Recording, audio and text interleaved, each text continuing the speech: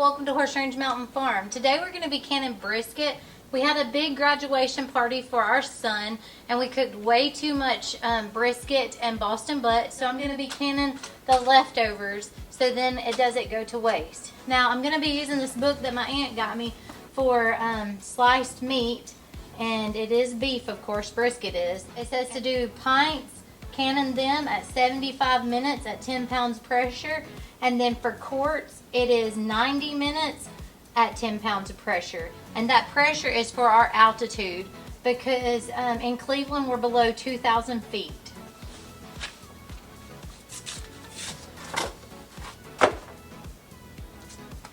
So first of all, what I'm going to do is I'm going to slice this brisket and then I'm going to put it in these jars. So Nathan smoked this brisket for many hours and it was really tender, but right now it's cold because I had it in the refrigerator until I had a minute to can it.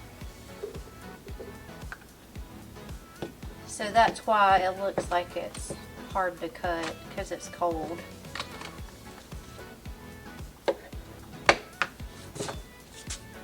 But our whole family begs Nathan to smoke brisket for us because it tastes so good.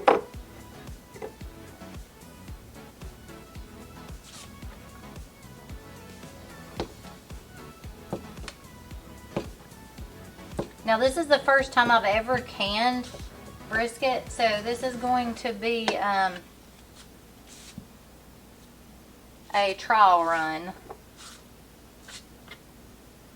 I figure with smoked stuff though, you can't hardly go wrong. You got that flavor and that's what matters.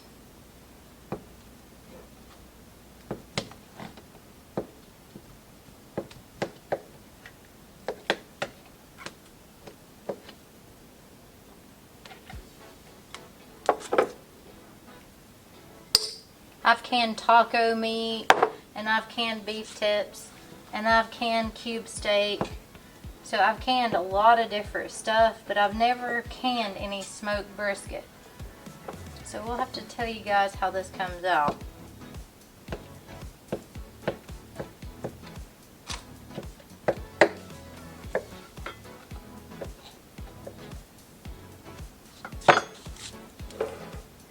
And then once I get all of these in here, I'm going to go back and wipe the rims with vinegar because the brisket is super greasy. So we've got to make sure that we get all that grease off of those rims or the jars won't seal.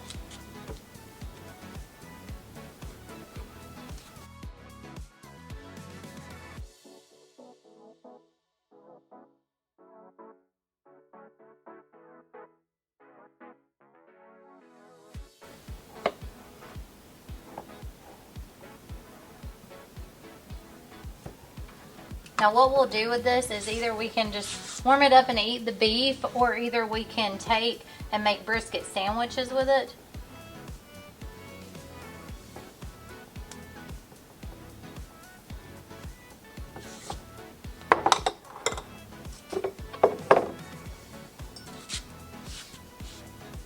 And I can have this on the nights that I'm just making vegetables, because a lot of times I can just eat vegetables, but the guys, they want their meat. So this will be really good for me on the nights that I'm doing my vegetables, that I can just open up a jar of this and then they can just have it.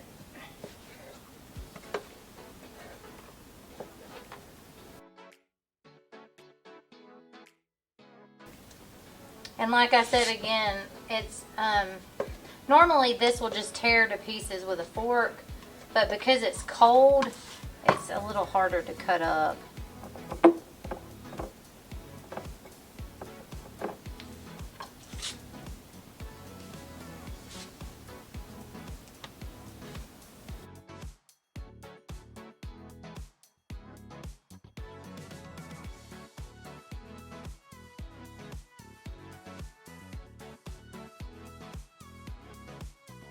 Once I pack these in here, I'm going to do a few with barbecue sauce and a few without.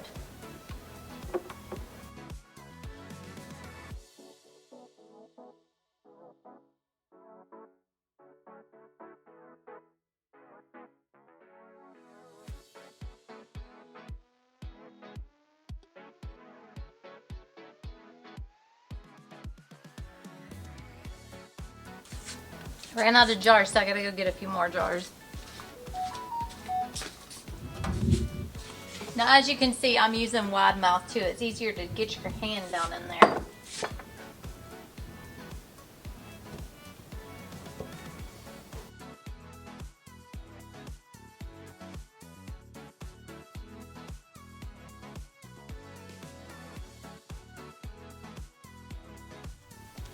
So some of these I've put barbecue sauce in, and then some of them we're gonna leave plain.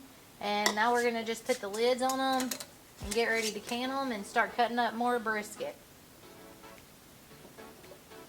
And with these, you don't have to heat the lids or anything like that because it's gonna get hot enough in the pressure canner that you don't have to worry about bacteria or any of that kind of stuff.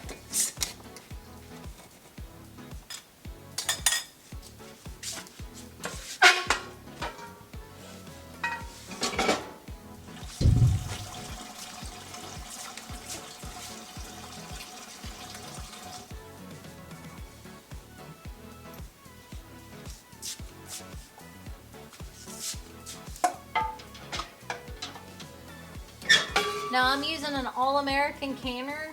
A dear friend of ours gave this to me and I love this canner. And one good thing about this is you don't have to worry about a rubber gasket because of the way these are made. The only parts you have to worry about are these little things. And then of course your little vent valve and then your gauge right here. But you don't have to worry about a rubber gasket.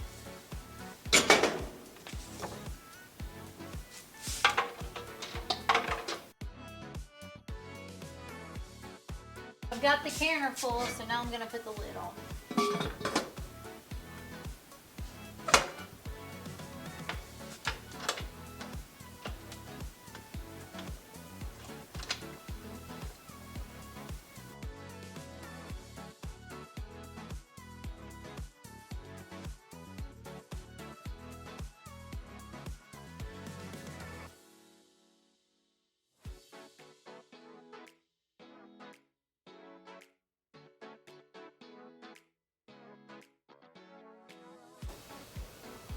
I'm just doing this so that the barbecue sauce can kind of get in between the meat that's packed in there.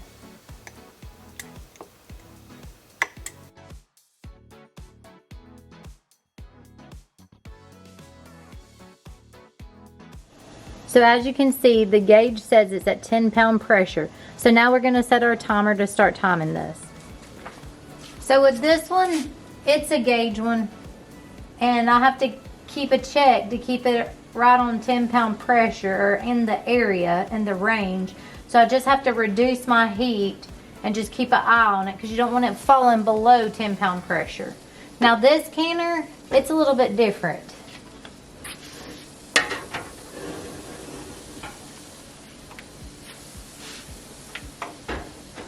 This one doesn't have a gauge. It's just got what they call a jiggler on top. So once it starts to jiggle, then that's when you start timing it. And this is just a Presto. And these are pretty easy to learn to can on.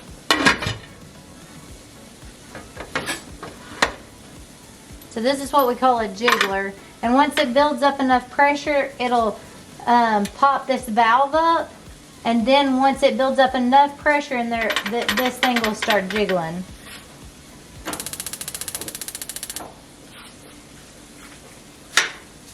So I've set this canner off of the stove, and as you can see, it is at 0 pounds pressure. We're just going to flip that up to let off any little pressure that might be in there. Now it's safe to start undoing these. So now while we're waiting on the pressure canner to finish up, we're going to start jarring up Nathan's homemade barbecue sauce.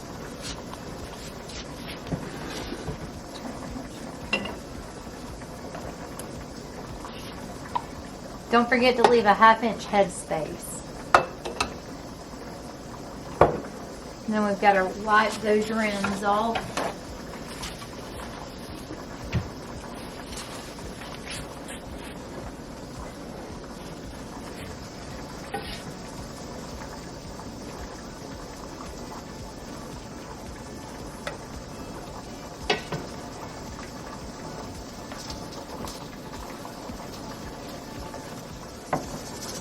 So as you hear my jiggler, I gotta start tying my meat now. So out of our leftover barbecue sauce, I got 7 pints. So now I'm gonna pressure can those. Okay guys, the canners are finished and Tabitha's busy, so she asked me if I'd unload them for her and show you guys the finished product. So here's some brisket with barbecue sauce. We'll put them over here on the towel.